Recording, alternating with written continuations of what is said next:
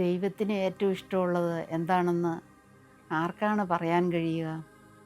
വിറക് കഷ്ണങ്ങൾ കൊണ്ട് കുരിശുണ്ടാക്കി കാട്ടിൽ അവിടെവിടെയായി സ്ഥാപിച്ച വിശുദ്ധ കത്തേരി തെക്കാക്കിത്തയുടെ മുദ്രാവാക്യമാണിത്. വനത്തിലുടനീളം ചെറിയ ചെറിയ കുരിശുകൾ സ്ഥാപിക്കുന്ന ശീലം അവൾക്കുണ്ടായിരുന്നു. അങ്ങനെ കുരിശ് കാണുമ്പോഴെല്ലാം പ്രാർത്ഥിക്കാൻ ഓർമ്മിപ്പിക്കപ്പെടും. അതായിരുന്നു ഇതിൻ്റെ പിന്നിലുള്ള തെക്കാക്കിത്തിയുടെ ചേതോവികാരം. പലപ്പോഴും ദിവസത്തിൽ 2 നേരം കത്തേരി വിശുദ്ധ കുർബാനയിൽ പങ്കെടുത്തു. ഒഴിവ് സമയങ്ങളിലാകട്ടെ മണിക്കൂറുകളോളം ചാപ്പലിൽ മുട്ടുകുത്തി പ്രാർത്ഥിച്ചു. പ്രാർത്ഥനാ സമയങ്ങളിൽ അവളുടെ ആത്മാവ് സ്വർഗത്തിലേക്ക് എടുക്കപ്പെടുന്നത് പോലെയുള്ള മയക്കത്തിലേക്ക് അവൾ പ്രവേശിക്കും. അവൾ ജപമാലകൾ ചൊല്ലി ദൈവത്തെ മഹത്വപ്പെടുത്തും. വായിക്കാനും എഴുതാനും അറിയത്തില്ലെങ്കിലും അനേകം ബൈബിൾ കഥകൾ മനഃപ്പാഠമാക്കി അത് മറ്റുള്ളവർക്ക് അവൾ പറഞ്ഞു കൊടുക്കും. വടക്കേ അമേരിക്കയിലെ റോമൻ കത്തോലിക്കക്കാരിയായ ആദ്യത്തെ തദ്ദേശീയ വിശുദ്ധ അവളാണ് വിശുദ്ധ കത്തേരി തെക്കാക്കിത്ത.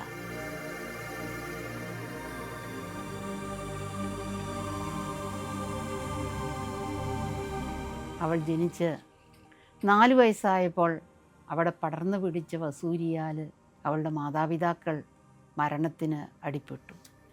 കത്തേരിയുടെ ജീവൻ മാത്രമാണ് ആ കുടുംബത്തിൽ നിന്നും ആകെ രക്ഷപ്പെട്ടത്. അവളുടെ മുഖം വസൂരി ബാധിച്ച് വിരൂപമായി, കാഴ്ചശക്തി കുറഞ്ഞു. കത്തോലിക്ക വിശ്വാസിയായ അമ്മയുടെയും മൊഹോക്ക് ഗോത്രത്തലവനായ അച്ഛൻ്റെയും മകളായ തെക്കാക്കിതയുടെ ജീവിതം പിന്നീട് ബന്ധുജനങ്ങളോടൊപ്പമായിരുന്നു. അമ്മയുടെ ആഴമേറിയ വിശ്വാസം തെക്കാക്കിതയുടെ മനസ്സിനെ വളരെയധികം സ്വാധീനം ചെലുത്തിയിരുന്നു.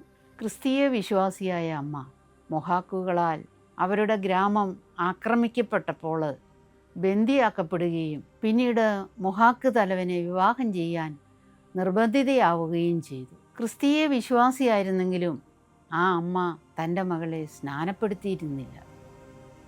മാതാപിതാക്കളുടെ മരണശേഷം കത്തേരിയെ വളർത്തിയ അമ്മാവനും അമ്മായിയും ക്രിസ്ത്യാനികളായിരുന്നില്ല. അവിടുത്തെ പെൺകുട്ടികളോടൊപ്പം കത്തേരിയും വീട്ടുജോലികൾ ചെയ്തു. തൻ്റെ വിശ്വാസം പരിശീലിച്ച കാട്ടിൽ വളരെ കാലം അവൾ ഒറ്റയ്ക്ക് താമസിച്ചു. അവിടെ ഇരുന്നവൾ പ്രാർത്ഥിച്ചു. ഗോത്രാചാരപ്രകാരമുള്ള വിവാഹത്തിനായി ബന്ധുക്കൾ അവളെ നിർബന്ധിച്ചപ്പോൾ തെക്കാക്വിത ഇങ്ങനെയാണ് പറഞ്ഞത്: മറിയത്തിൻ്റെ മകനായ യേശുവിന് ഞാൻ എന്നെ തന്നെ പൂർണ്ണമായും സമർപ്പിച്ചിരിക്കുന്നു. ഫ്രഞ്ച് കുടിയേറ്റക്കാർ മൊഹാക്കുകളുമായി ഒരു ഉടമ്പടിയിലേർപ്പെട്ട സമയമായിരുന്നു അത്. തത്ഫലമായിട്ട് ജെസ്യൂട്ട് മിഷനറിമാർക്ക് അവിടെ വിശ്വാസം പകർന്നു കൊടുക്കാനുള്ള ഒരവസരം ലഭിച്ചു. അങ്ങനെയിരിക്കെ തനിക്കൊരു ക്രിസ്ത്യാനി ആകാനുള്ള ഒരാഗ്രഹം തെക്കാക്വിത ഫാദർ ജാക്കോസ് സി ലാംബർ വില്ലയെ അറിയിച്ചു. അങ്ങനെ 1676 ഈസ്റ്റർ ദിനത്തിൽ കാതറീൻ, അതായത് കത്തേരി എന്ന പേരിൽ അവൾ ജ്ഞാനസ്നാനം സ്വീകരിച്ചു. ക്രിസ്തുമത വിശ്വാസിയായ അവളെ ഗ്രാമവാസികൾ ഗ്രാമത്തിൽ നിന്നും അതോടെ പുറത്താക്കി. മറ്റുള്ളവരാൽ അവൾ പീഡിപ്പിക്കപ്പെട്ടു, പരിഹസിക്കപ്പെട്ടു. ഞായറാഴ്ചകളിൽ ജോലി ചെയ്യാത്തതിനാൽ ആ ദിവസത്തെ ഭക്ഷണം നിഷേധിക്കപ്പെട്ടു. ഒരടിമയെപ്പോലെയാണ് അവളെ അവർ കണ്ടത്. കത്തേരിയുടെ ജീവൻ തന്നെ അപകടത്തിലായി. ഈ വിവരങ്ങളെല്ലാം അറിഞ്ഞ ഫാദർ സി ലാംബർ വില്ലെ രഹസ്യമായി കത്തേരിയെ വിശുദ്ധ ഫ്രാൻസിസ് സേവറിൻ്റെ മിഷനിലേക്ക് പറഞ്ഞുവിട്ടു. അങ്ങോട്ട് പോകുമ്പോൾ മിഷനിലുള്ളവർക്കായി ഒരു കത്തും കൊടുത്തുവിട്ടു. അതിലിങ്ങനെ എഴുതി: ഈ നിധിയെ നിങ്ങൾ ശ്രദ്ധാപൂർവം സൂക്ഷിക്കുക. മിഷനിലെത്താൻ കത്തേരി ഏതാണ്ട് 2 മാസത്തോളം വനത്തിലൂടെ തന്നെ സഞ്ചരിച്ചു. അവിടെ എത്തിയാൽ ക്രിസ്മസ് ദിനത്തിൽ ദീപികാരുണ്യം സ്വീകരിക്കാനുള്ള അനുമതിയും അവൾക്ക് നൽകിയിരുന്നു. മൊഹാക്കുകളുടെ കൈകളാൽ അവൾക്കുണ്ടായ പീഡനങ്ങൾ, തിരസ്കരണങ്ങൾ എല്ലാം ഈശോയിലേക്ക് അവളെ അടുപ്പിച്ചു. അതെല്ലാം ഗ്രാമവാസികളുടെയും ബന്ധുജനങ്ങളുടെയും മാനസാന്തരത്തിനായി അവൾ കാഴ്ചവെച്ചു. നീണ്ട മണിക്കൂറുകൾ ധ്യാനത്തിനും പ്രാർത്ഥനയിലുമായി ചെലവഴിച്ച അവൾ ദാനധർമ്മത്തിലും കഠിന തപസ്സിലും ദൈവത്തിന് തന്നെ പൂർണ്ണമായി സമർപ്പിച്ചു. വനത്തിൽ പ്രാർത്ഥിക്കാൻ പറ്റിയൊരു സ്ഥലം കണ്ടെത്തി കുറഞ്ഞത് 1 മണിക്കൂറെങ്കിലും അവൾ അവിടെ ഇരുന്ന് പ്രാർത്ഥിച്ചു. കണ്ണിന് കാഴ്ചശക്തി കുറവായിരുന്നെങ്കിലും ജപമാല കെട്ടുന്നതിൽ അവൾ പ്രഗത്ഭയായിരുന്നു. അവളുടെ പ്രാർത്ഥനാ വേളകളിൽ ദൈവം തന്നെ ഇറങ്ങി വരുന്നതായിട്ടുള്ള അനുഭവങ്ങൾ സാക്ഷ്യപ്പെടുത്തിയിട്ടുണ്ട്. വിശുദ്ധ കുർബാനയ്ക്ക് മുമ്പിൽ അവൾ മണിക്കൂറുകളോളം ചെലവഴിച്ചു. 1679 മാർച്ച് 25 തൻ്റെ ആത്മീയ ഉപദേഷ്ടാവിൻ്റെ സഹായത്തോടെ കത്തേരി നിത്യകന്യകാത്വത്തിൻ്റെ ഒരു വ്രതം തന്നെ നടത്തി. 4 വർഷം സ്നാനമേറ്റ ക്രിസ്ത്യാനിയായും 1 വർഷം സമർപ്പിത കന്യകയായും അവൾ ജീവിച്ചു. 1680 ഏപ്രിൽ 17 കത്തേരി മരണത്തെ പുൽകിയപ്പോൾ അവളുടെ അവസാനത്തെ വാക്ക് ഈശോ മറിയം ഞാൻ നിങ്ങളെ സ്നേഹിക്കുന്നു എന്നുള്ളതായിരുന്നു.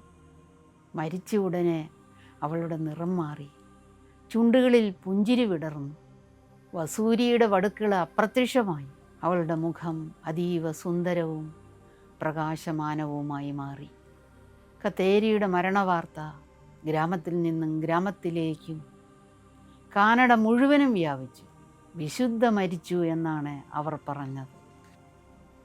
അവളുടെ മരണശേഷം അനേകം അത്ഭുതങ്ങൾ സംഭവിച്ചു. അവളുടെ ശവകുടീരത്തിൽ വന്ന് പ്രാർത്ഥിച്ചവർക്ക് ആഴത്തിലുള്ള മനപരിവർത്തനങ്ങൾ ഉണ്ടായി. വിശുദ്ധിയുടെ പ്രതീകമായ അവളെ അവളുടെ ഗോത്രക്കാരും അയൽക്കാരും മൊഹോക്കുകളുടെ ലില്ലി എന്ന് വിളിച്ചു. ലില്ലി വിശുദ്ധിയുടെ പ്രതീകമാണ്.